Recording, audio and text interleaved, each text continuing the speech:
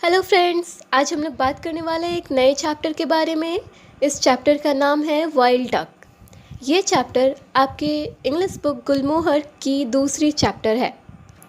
तो आइए सबसे पहले जान लें कि इस चैप्टर में हमें पढ़ना किसके बारे में है।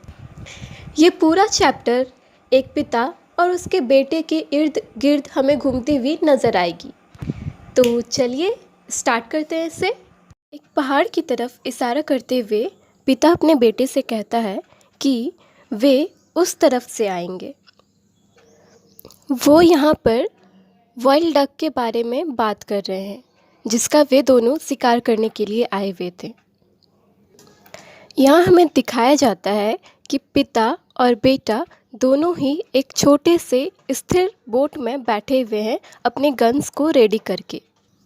पिता अपने बेटे से पूछता है, क्या तुम रेडी हो? बेटा कहता है हाँ।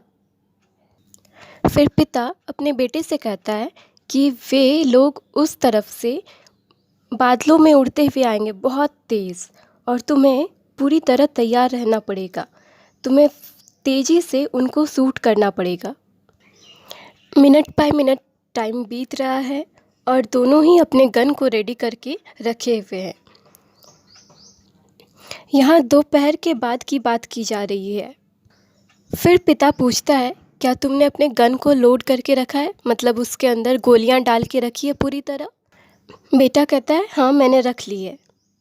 फिर पिता अपने बेटे को समझाता है, याद रखो, एम ठीक तुम्हारे आगे होगा और तुम्हें उसके उड़ने की दिशा को इमेजिन करना पड़ेगा। उन्हें शूट कर पाना इतना आसान नहीं होगा, लेकिन फिर भी तुम्हें किसी तरह से एक ही शॉट में उसे मारने के लिए मैनेज करना पड़ेगा। बेटा कहता है हाँ, मुझे मालूम है। तभी अचानक वो लड़का ऊपर की तरफ देखता है और अपने पिता से पूछता है, क्या ये वही है? दूर से वे सारे बर्ड्स हज़ारों की संख्या में काले धब्बों की तरह आसमान में नज़र आ रहे थे। वो बच्चा इतने सारे बर्ड्स को एक साथ देख करके अपना मुंह खुला करके बस उन्हें देखता ही रह गया। उसे बर्ड्स को देखना इस तरीके से बहुत ज़्यादा पसंद था। तभी वो ज़ोर से चिल्लाता है, ये तो लाखों की संख्या में होंगे। उन बर्ड्स को देख करके ऐसा लग रहा था जैसे आधा आसमान उन बर्ड्स से ही भर गया है। वे सारे बर्ड्स बस उड़ते जा रहे थे, आसमान में बादलों को ढकते जा रहे थे, और वे संख्या में इतनी ज़्यादा थे कि ऐसा लग रहा था जैसे पूरा पानी ही उनकी परछाई से काला हो रहा हो। तभी बेटा अपने पिता से पूछता है, क्या वे इस लेक पर लैंड करेंगे, क्या वे इस लेक पर उतरेंगे? तो पिता ऊपर देखते हुए कहता है, नहीं, वो तो काफ़ी ज़्यादा ऊपर है, शायद इनकी मंजिल कुछ और है। तो बेटा पूछता है, ये कौन डिसाइड करेगा? पिता कहते हैं, वो खुद डिसाइड करेंगे। इतने देर में ही वे सारे बर्ड्स ठीक उनके ऊपर से गुजरने लगे। पिता और बेटा एक दूसरे को देख रहा था। फिर पिता ज़ोर से चिल्लाता है, वे जा रहे हैं, और इतना कहते ही वो अपनी गन से फायरिंग स्टार्ट कर देता है।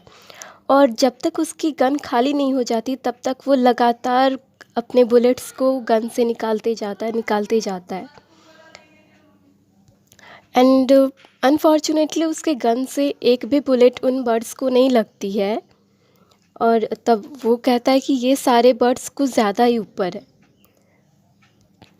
फिर उसका बेटा अपने गन को उठाता है, हाथ को स्थिर करते हुए, और वो एक शॉट अपना लगाता है। उस बच्चे का ये शॉट उन बर्ड्स के ग्रुप के लीडर को लग जाता है। शॉट लगते ही वो लीडर बर्ड बहुत ही तेज़ी से समंदर की ओर गिरने लगता है, जहाँ पर वे दोनों शिकार करने के लिए गए हुए थे। तभी वो आदमी ज़ोर से चीयर करता है कि तुमने उस लीडर को मार दिया। वो लड़का अपने राइफ़ल को नीचे फेंकता हुआ और बोट को चलाता हुआ अपने पिता से कहता है कि मैं उस बर्ड को ढूंढना चाहता हूँ, क्या आपने देखा कि वो कहाँ पे गिरा? तो पिता कहते हैं हाँ, शायद वो उन झाड़ियों के पीछे गिरा है, चलो उसके आसपास चलते हैं।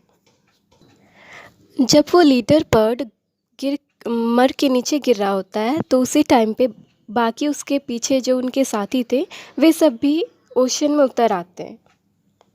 तो बॉय उन सारे बर्ड्स को पीछे छोड़ता हुआ अपने नाव को लेकर के उस झाड़ी के पास जाने की कोशिश करता है जहाँ पर कि वो लीडर बर्ड गिरा हुआ था। वो नाव चलाते हुए उस बच्चे के हाथ भी कांप रहे थे। जैसे तैसे वो उन सारे बर्ड्स के झुंड से निकलता है और उस झाड़ी की तरफ जाने की कोशिश करता है। वो उस झाड़ी के पास पहुंचते हैं और बच्चा अपने पिता से कहता है कि शायद मुझे वो दिख रहा है, मैं उसे देख सकता हूँ। आगे की तरफ थोड़ा झुक करके उसने कहा और वहाँ पर ही वो बर्ड मिल जाता है जिसके विंग्स टूटे हुए थे। पिता कहता है अपने बेटे से, शाबाश, तुमने बहुत अच्छा काम किया। उसका बेटा एकदम शांत रहता है, कुछ नहीं बोलता। वो बस डक को देखे जा रहा था, जो डक बिल्कुल हेल्पलेस था, बहुत बड़ा था। वो जब उस बर्ड को देखता है बच्चा, उसकी सॉफ्ट फीदर्स को, उसके बोनी नेक को, तो पता नहीं क्यों से अचानक बहुत डरा हुआ सा महसूस होता है। उसे खुद भी बहुत डर लग रहा होता है कि उसने ये क्या कर दिया। फिर वो बर्ड धीरे से अपने सर को उठाता है। तभी वो लड़का कहता है कि देखिए, ये अभी तक मरा नहीं है, ये ज़िंदा है। वो जो बुलेट था वो बर्ड के आर्म्स पे, मतलब उसके विंग्स के पास लगा था, जिस वजह से वो डेथ नहीं हुआ था अभी तक। वो डक पर अभी बहुत ज़्यादा डरा हुआ लग रहा था, फुल्ली ब्लैंक लग रहा था। वो लड़का उस बर्ड को अपने हाथ में उठाता हुआ कहता है कि अब मैं घर जाना चाहता हूँ। उसके पिता कहते हैं कि ठीक है, पर तुम्हें इसकी देखभाल भी करनी होगी। वो बच्चा कहता है, हाँ मैं जानता हूँ और मैं इसकी देखभाल भी करना चाहता हूँ। घर जाकर वो बच्चा उसके टूटे हुए विंग्स को बैंडेज करता है और उस इंजर्ड बर्ड को कैसे खिलाना है इसके बारे में अच्छी तरह से सीखता है। घंटों तक वो उस बर्ड को छोटे छोटे स्टेप्स से चलता हुआ देखता था अपने बैकयार्ड में। कभी कभी वो बर्ड उड़ने की भी कोशिश करता था, लेकिन वो कभी इसमें सफल नहीं हो पाया। एक दिन तभी वो उसके पिता उस बच्चे से पूछते हैं कि वो गन कहाँ है। तो बच्चा एकदम कॉन्फिडेंटली कहता है कि मैंने तो उसे फेंक दिया। अपने बेटे को इस तरह बात करता हुआ देख वो पिता चौंक के कहता है, क्या, ये क्या किया तुमने? तो बेटा कहता है कि वो तो मेरी गन थी ना, आप ही ने मुझे दी थी। पिता भी अपने बेटे की फीलिंग को समझता हुआ फिर कहता है कि इसने तुम्हारे डक को मारा नहीं, इसने तुम्हारे डक को दिया है। तो बेटा कहता है कि नहीं, इसने तो मुझे ही बीमार कर दिया। अपने बेटे की इस बात को सुनकर उसे खुद में शांति सी महसूस होती है। उसे ऐसा लग रहा था जैसे कि अब वो एकदम रिलीफ महसूस कर रहा हो कि वो गन चला गया।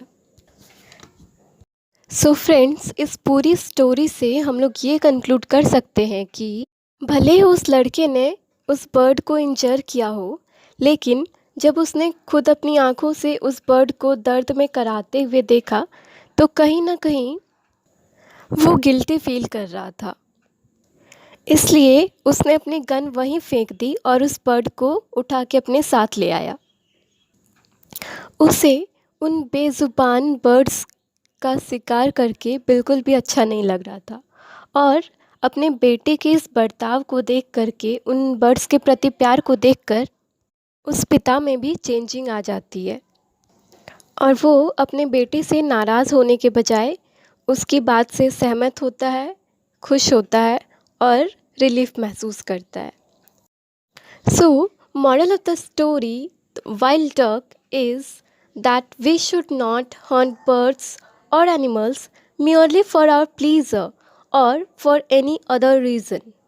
Thank you.